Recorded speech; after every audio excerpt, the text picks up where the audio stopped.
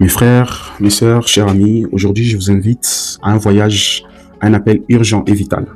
Annoncer l'évangile, la bonne nouvelle qui sauve. Amen. Imagine un feu qui consume une maison pendant que ses habitants dorment. Tu es dehors, tu vois les dangers, tu as le moyen de les sauver. Que fais-tu? Tu cries, tu frappes, tu alertes. Alors l'évangile, c'est ces cris d'alerte. Amen. Alors, l'évangile, c'est la bonne nouvelle que Jésus-Christ est mort pour nos péchés, qu'il est ressuscité et qu'il offre le pardon, la paix et la vie éternelle à tous ceux qui croient en lui. Amen. Mais quand quelqu'un peut-il croire? Alors, comment quelqu'un peut-il croire si personne ne lui parle? Alors, comment ton ami, ton collègue, ta cousine ou ton cousin peut-il connaître Jésus si tu gardes le silence? Amen.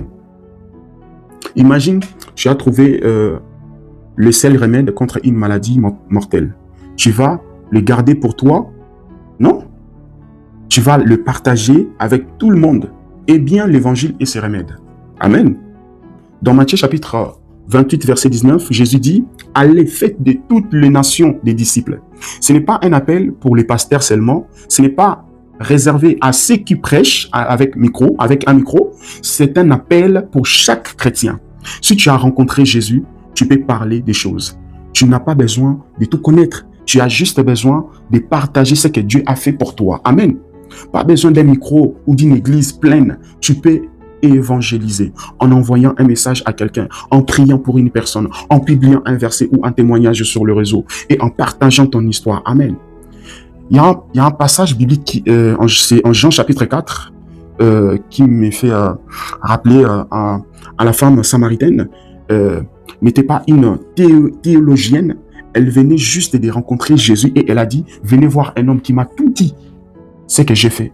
Résultat, toute une ville a entendu parler de Jésus. Amen. Quand tu parles de Jésus, tu ne le fais pas seul. Actes chapitre 1 verset 8 nous dit, vous recevrez une puissance, le Saint-Esprit et vous serez mes témoins. Tu n'es pas celui qui sauve, tu es celui qui témoigne. C'est Dieu qui touche le cœur. Amen.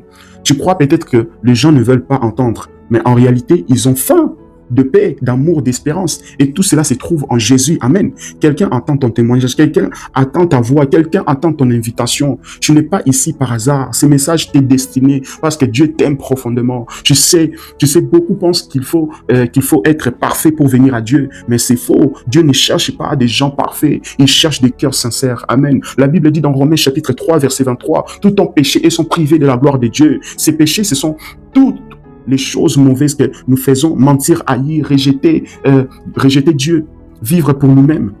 Ces péchés créent une séparation entre Dieu et nous. Et cette séparation mène à la mort spirituelle. Mais Dieu t'aime tellement qu'il a envoyé son Fils, Jésus-Christ, pour te réconcilier avec lui. Amen. Regarde un message parfait qui dit en Jean chapitre 3, verset 16, nous dit que car Dieu a tant aimé le monde qu'il a donné son Fils unique, afin que quiconque croit en lui ne périsse point, mais qu'il ait la vie éternelle. Jésus a vécu une vie parfaite, sans péché. Il est mort sur la croix à ta place pour porter ta condamnation. Mais il n'est pas resté dans le tombeau, il est ressuscité. Alléluia. Tu n'as pas besoin d'attendre demain. Tu n'as pas besoin de tout comprendre. Il suffit de croire et de dire, Jésus, je veux te connaître. Je crois que tu es mort pour moi. Pardonne-moi. Change ma vie. En Romains chapitre 10, verset 9, qui dit que si tu confesses de ta bouche le Seigneur Jésus-Christ et si tu crois dans ton cœur que Dieu l'a ressuscité des morts, tu seras sauvé. J'aimerais que tu fasses une prière avec moi. Prie avec moi si tu veux donner ta vie à Jésus. Seigneur Jésus-Christ, je reconnais que j'ai péché, mais aujourd'hui, je crois que tu es mort et ressuscité pour moi. Pardonne mes fautes, viens dans ma vie, change mon cœur et fais de moi ton enfant. Je te donne tout. À partir d'aujourd'hui, je vais te suivre au nom de Jésus-Christ. Amen. J'aimerais dire à quelqu'un aussi, tu vis peut-être avec ces vides en toi, tu cherches à combler ces vides avec des choses, relations, argent, plaisir, réseau, voyage, projet, mais le vide revient toujours parce que ton âme ne peut être remplie que par son Créateur.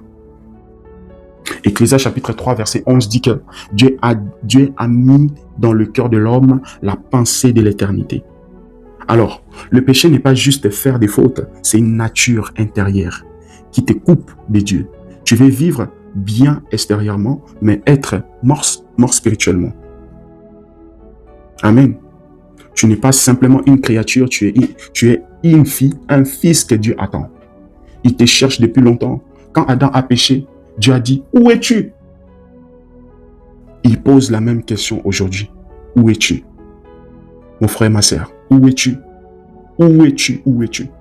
À la croix, Jésus a pris ta honte, ton péché, ton rejet, ta mort pour te donner dignité, sainteté et adoption, vie. En Jean chapitre 15, verset 13, la Bible dit, il n'y a pas de plus grand amour que de donner sa vie pour ses amis. Aujourd'hui, Jésus t'attend maintenant. Il frappe à la porte de ton cœur. C'est toi qui choisis d'ouvrir. Il dit, Apocalypse chapitre 3, verset 20, il dit, voici, je me tiens à la porte et je frappe. Ce soir, aujourd'hui, maintenant, c'est ton moment. C'est ton moment, mon frère. Tu t'es éloigné, reviens à Dieu. Tu es blessé, reviens à Dieu. Laisse Jésus te guérir. Tu es vide, laisse-le te remplir. Amen. La nouvelle vie en Christ. La Bible dit que si quelqu'un est en Christ, c'est une nouvelle créature. Les choses anciennes sont passées. Voici, toutes choses sont devenues nouvelles. En 2 Corinthiens chapitre 5, verset 17, tu es né de nouveau. Tu as un avenir, une vie, une espérance. Tu fais partie de la famille de Dieu. Le monde a besoin de lumière, de vérité, d'amour. Cette lumière, c'est Christ en toi, mon frère, ma soeur. La Bible dit, je n'ai point honte de l'évangile, car c'est une puissance de Dieu pour le salut de quiconque croit. Toi aussi, lève-toi. Dieu t'attend. Sois béni, ma sœur, mon frère.